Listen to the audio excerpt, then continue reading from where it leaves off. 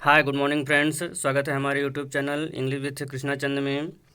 आज हम पढ़ने जा रहे हैं आरपीएससी लेक्चरर जो ग्रेड फर्स्ट का टीचर्स एग्ज़ाम वहाँ का होता है, तो वहाँ के लिए जो टॉपिक वाइज जो सब्जेक्ट में आता है सिलेबस के अकॉर्डिंग हम आज पढ़ने जा रहे हैं। Ode to the west wind के यह सेकंड पार्ट है। Ode to the waste wind जो पीबी शैली के द्वारा लिखा गया एक ओड है, तो आज इसके हम इम्पोर्टेंट क्वेश्चन पढ़ने जा रहे हैं। और ये odd to the waste Wind में हम 50 क्वेश्चन डिस्कस कर रहे हैं, जिसमें कि 25 क्वेश्चन हम पहले पढ़ चुके हैं। तो आज का ये हमारा दूसरा वीडियो है। इसमें आज हम 26 नंबर से पढ़ेंगे, जो कि ode to the waste wind और जो पीबी शैली के द्वारा लिखा गया है, इसके ये बहुत इंपॉर्टेंट क्वेश्चंस हैं जो कि एग्ज़ाम में आने की पूरी पॉसिबिलिटीज़ हैं। तो आज का पहला क्वेश्चन है हमारा कि द फ्रेज दो from whose unseen presence the leaves did suggest that the wind। Option A है gives life to dead leaves, option B है takes life away from living leaves, option C है cause, option C है cause leaves to wither and die, option D है protect leaves from harm। तो इसका right answer हो जाएगा option number C is right, cause leaves to wither and die. देखते हैं next question. Question है what does the speaker ask the wind to do in the final stanza. जो इस odd में जो स्पीकर है वह विंड से फाइनल स्टैंजा में क्या करने के लिए पूछता है। Option A destroy to everything in its path, option B bring about a new era of peace and harmony, option C है carry his world and ideas to future generations, option D है grant him eternal life and immortality. तो इसका जो right answer हो जाएगा option number C is right, carry his words and ideas to future generation. देखते हैं next question. अगला question है in the poem what does the wind represent in the relation to the speaker.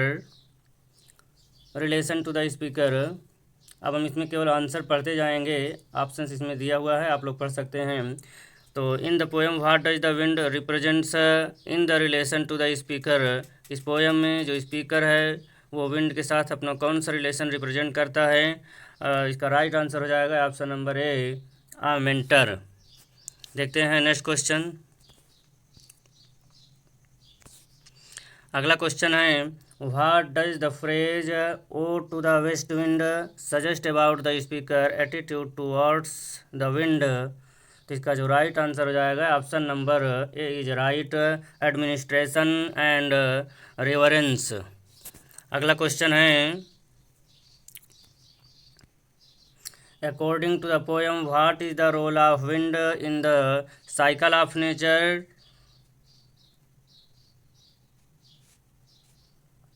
इसका right answer हो जाएगा option number C is right, it the accelerate the pace of change.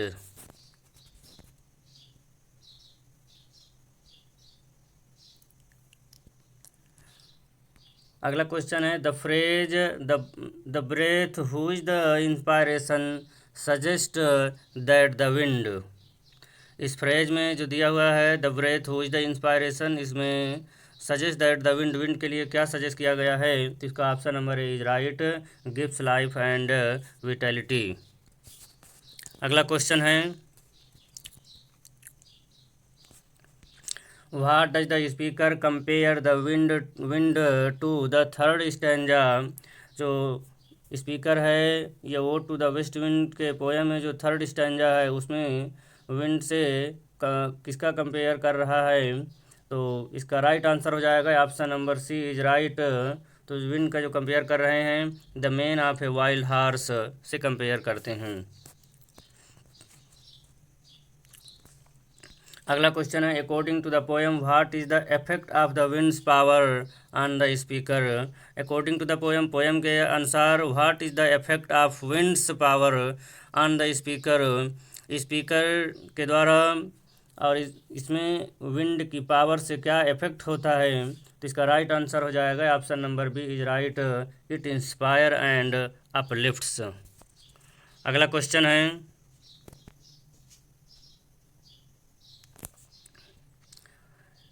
The line thou who didst waken from his summer years dreams suggest that the wind has the power to।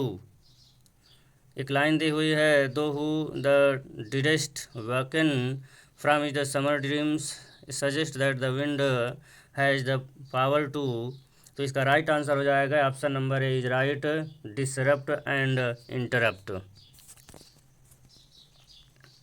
अगला question है, in the poem what does the wind symbolize for the nature the world. इस poem में जो wind है, wind को किसको symbolize किया गया है, नेचर के लिए। तो इसका राइट ऑप्शन हो जाएगा option number B is right, growth and transformation. अगला क्वेश्चन है, what does the phrase thou who is the stream mid the speaker sky the का मोशन सजेस्ट।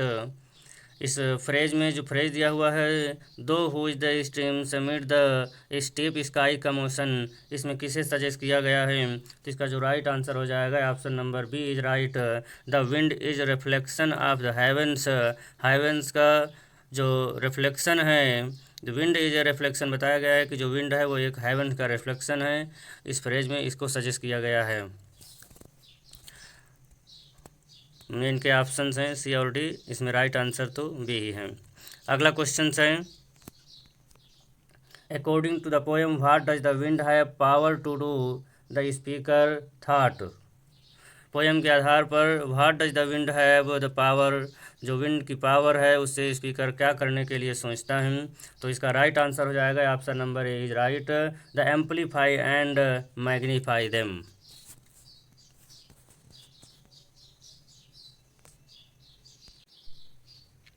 अगला क्वेश्चन है, the line make me thy lyre and even as the forest is implies that the speaker wants to.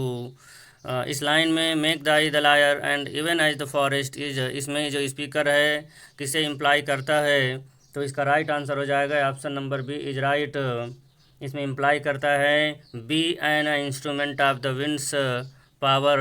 यहाँ wind's के power एक instrument की तरह बता रहे हैं कि जो विंड्स की पावर है वो एक विंड्स की तरह है। इस प्रकार से स्पीकर इसमें उनको इम्प्लाई करता है, बताना चाहता हूँ। अगला क्वेश्चन है, क्वेश्चन नंबर 39 है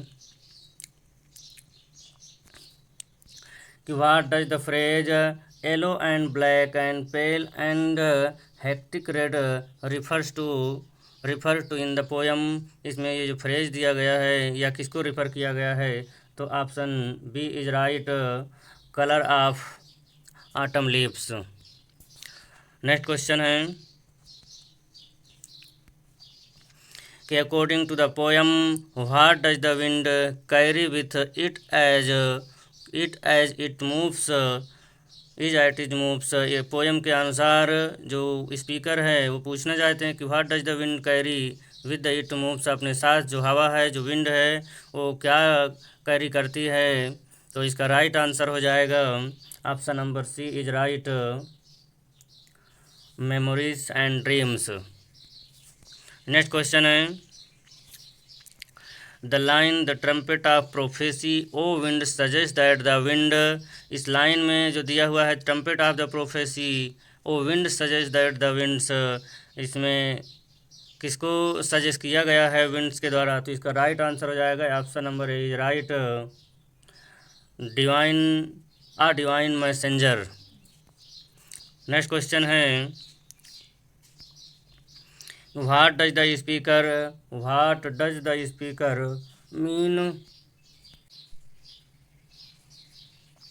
what does the speaker mean when he says if I were a dead leaf thou the mightest beer.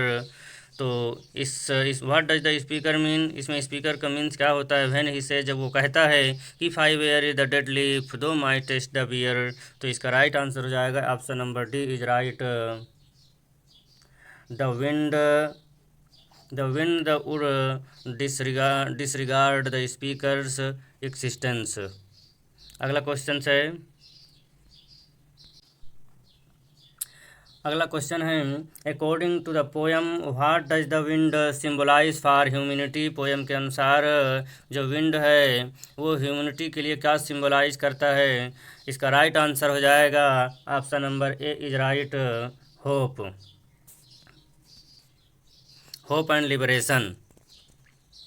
Next question है क्वेश्चन नंबर 44 है कि the phrase the scatter as the from and the unextinguished earth suggest that the wind can.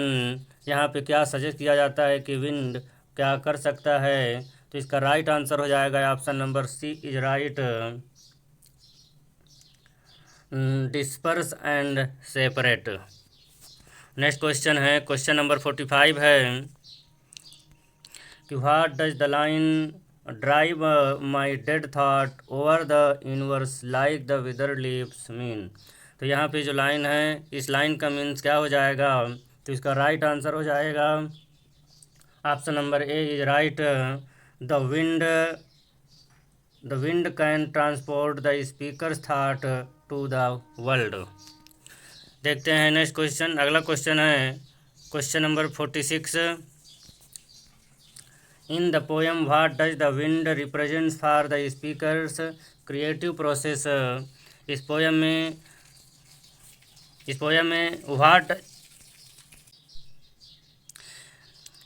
में जो wind है वो speaker के लिए क्या रिप्रेजेंट करता है एज अ क्रिएटिव प्रोसेस। तो इसका राइट आंसर हो जाएगा option number A is right, a source of inspiration. अगला क्वेश्चन है according to the poem what role does the wind play in the speaker desire for the changes. इस poem के according what does the role of wind play का role क्या होता है in the speaker desire for the changes, और speaker की क्या Dzire है उस चेंजेज के लिए। तो इसका राइट आंसर हो जाएगा option number A is right, it is the catalyst for the transformation. अगला क्वेश्चन है the drive my dead thought over the universe implies that the wind can. यहाँ पे जो लाइन है इस लाइन में जो विंड है किसका इम्प्लाई करता है। तो इसका राइट आंसर हो जाएगा option number B is right, transport the speaker thought to the distant place. अगला क्वेश्चन है क्वेश्चन नंबर 49 है कि what does the speaker mean by the phrase be thou me in the final stanza. तो यहाँ पे जो speaker है speaker का मीन्स क्या होता है इस फाइनल स्टैंजा में बी दो मी का। तो इसका राइट आंसर हो जाएगा option number C is right, the speaker wants to merge with wind.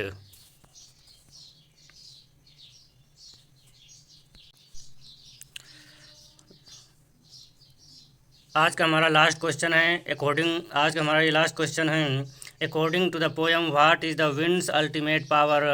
Poem के अकॉर्डिंग विंड्स का अल्टीमेट पावर क्या है। तो इसका राइट आंसर हो जाएगा option number D is right, the to transform and renew the cycle of life. तो ये इसका पोएम के अकॉर्डिंग इसका what is the wind of ultimate power, इसका आंसर है to transform and renew the cycle of life. इसका right answer हो जाएगा डी।